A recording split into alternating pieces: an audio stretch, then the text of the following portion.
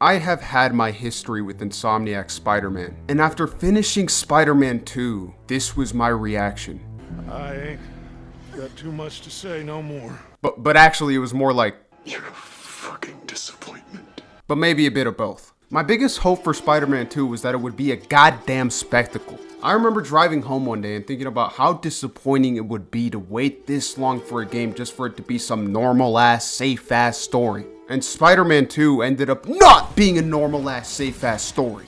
Instantly, as the game starts, you fight Sandman, where his presence is felt on such a huge scale. Cringe Kid Harry shows up and breaks the world record on the Smash Machine. Lizard goes fucking berserk throughout the entire city. Peter becomes so powerful with the Venom suit and still gets handled by Miles. Venom shows up and fucking takes over the city.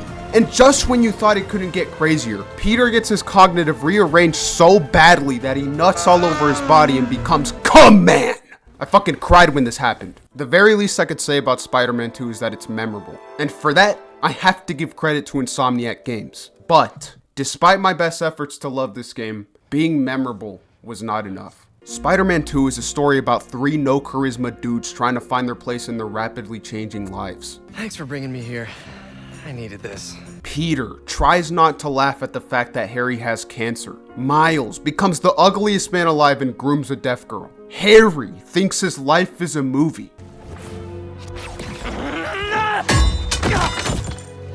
This is the most enjoyable these characters have ever been.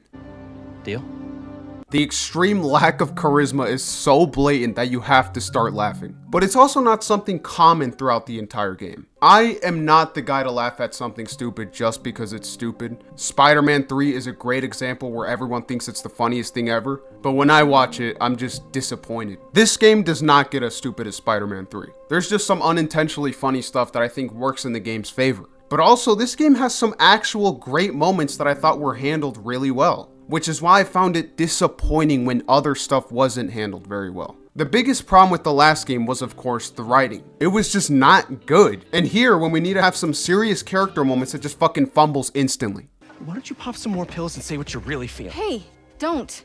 I'm busting my ass out there trying to save you, and this is what I get? I said don't. The truth is, I'm the hero here, not you.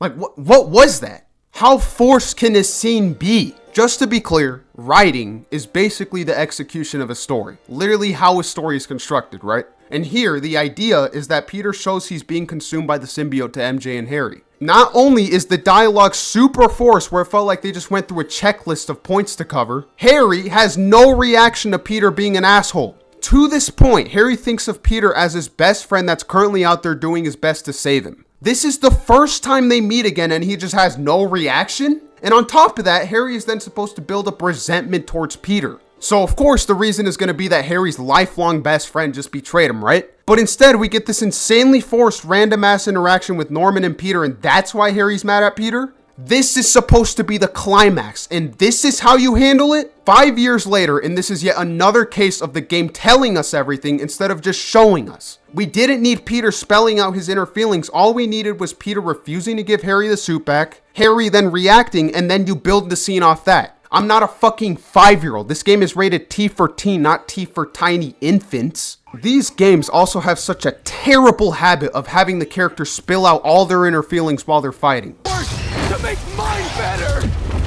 Your dreams are just as important as mine! It's the most lazy writing ever, and it boggles my mind that somebody actually approved this. Venom was the main selling point for this story. Obviously, we've seen this plot before, but it's almost guaranteed that it's going to be interesting. It's pretty weak in this game. Instead of amplifying the characteristics of the host, putting on the suit just makes you evil. That's it. Time to really fly! It's been 5 years, and we still have not had an actual character arc for Insomniac's Peter Parker. Let's recap. Peter saves people, then he meets with Harry, then he dies to Kraven, the suit saves him, he then just becomes a monster, he gets his ass handed to him by Miles, and then he just decides to take the suit off like there's no consistency with how people take the suit off. In Spider-Man 3, you notice how the symbiote only goes for people with internal conflict. Peter doesn't just get the suit and become an asshole. His life goes wrong and the suit only amplifies his negative reactions. Spider-Man 3 is not a perfect movie, but it does know how to get you invested in a character's emotions. Well, why weren't we told about this? Settle down, son. No, I have no intention of settling down. This man killed my uncle, and he's still out there. The suit itself doesn't cause conflict within. You'll notice how when Peter is set on revenge for his uncle, he consciously chooses to put on the black suit after he's made up his mind. Peter is truly not at peace with Uncle Ben's death, and that's what the movie explores. It isn't just black suit evil. Spider-Man 3 shows us the dark side of Peter Parker, and that's why I see a lack of substance when it comes to Insomniac's take on Venom. Peter, of course, feels bad for the things he did, but he was basically being mind controlled. There's no depth or any sort of emotional conflict within Peter. It's straight up nothing. I'm honestly convinced that Insomniac just doesn't have the ability to explore the intricacies of a character. The one character arc they've written was the AI-generated Miles Morales origin story. That's it. That's all they've done. If not liking Insomniac's writing makes you gay, call me gay. Although there was actually like a throwaway line somewhere in the game about Miles being able to protect the entire city. And in the end, Peter's like, yo, Miles, can you, And Miles is like, yeah, man, you take a break. I got this. So it's like Peter retiring or some shit. So basically, I then instantly switched to Peter and he was like, Break time's over. so what the fuck was the point of that? But despite all my problems, this is still a quality story. The first thing I noticed when playing the game was the pacing, to where we never stayed on one plotline for too long and the game always switched up at the right time. The biggest surprise to me about this game was Kraven. I did not expect him to steal the show like he did. He reminded me a lot of Eshram from Halo Infinite, but instead of sitting around like a lazy jackass, Kraven actively hunted people down in search of his final fight. In concept, this could come off as goofy, but in execution, it's just comic book fucking goodness. Spoiler if you haven't played the game, but his final boss fight where you play as Venom has to be some of the most raw shit I have ever seen in a video game. While I do consider the ending to be a bit of a mess, the story of Spider-Man 2 is an action-packed, memorable thrill ride. The story of 3 chodes that makes you feel like a fucking chode. I would take this shit over the last 2 games any day of the goddamn year!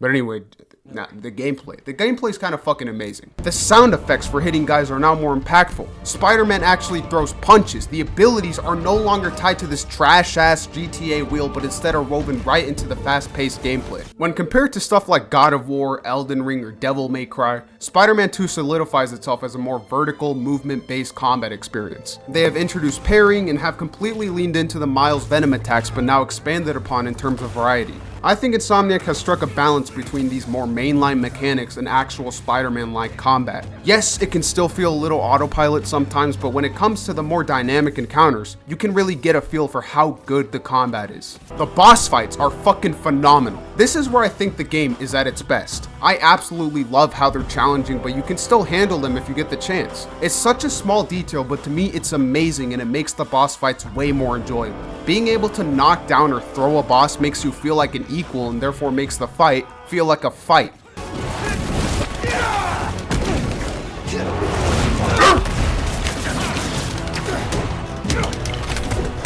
When it comes to the level design and enemy design, I do feel like there was a lack of originality. An example being Sandman. Like, Sandman is a really powerful dude and you can't just punch him. Shattered Dimensions introduced the water mechanic where you have to soak sand minions to hurt them. The game relies so heavily on quick time events and has so much non-Spider-Man gameplay that at some point you have to ask what Insomniac's intentions even are. Like, there is so much drone gameplay, Mary Jane gameplay, puzzles. Like, Spider-Man isn't that boring, Insomniac. I don't think you have to introduce all these weird-ass, Unreal Engine-ass tech demos to shake up the gameplay. Spider-Man 2 also has a way bigger open world than the other 2 games, but it's still kind of just a backdrop to swing around in, filled with a bunch of copy and paste objectives. And it's kind of crazy that you can fully complete this game in like 30 hours. You would think that with the AAA Sony exclusive game it would be comparable to stuff like Elden Ring or God of War Ragnarok, but it's honestly more like Far Cry or Halo Infinite. It's especially disappointing because with how good the gameplay is, I just wanted the open world to be a whole ass mini Marvel universe with more side quest lines and boss fights. But unfortunately there's only one side quest line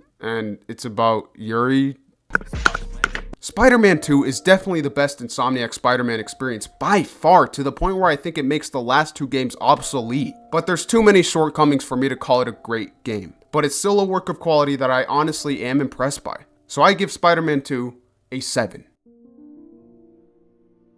Can we all agree this was one of the funniest scenes in Spider-Man 2? Okay, before we get down to business, there's something I have to tell you. I'm fresh out of honey. See you guys.